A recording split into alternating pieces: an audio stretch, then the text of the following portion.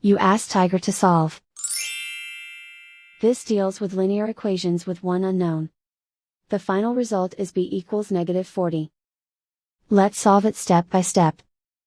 Group all constants on the right side of the equation. Subtract 3 from both sides. Group like terms. Simplify the arithmetic.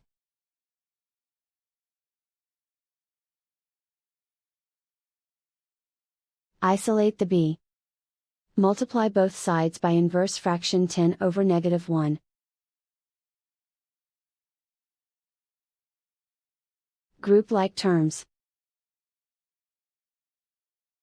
Multiply the coefficients.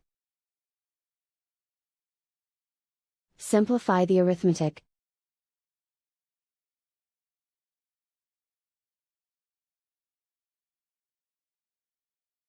And so the final result is b equals -40.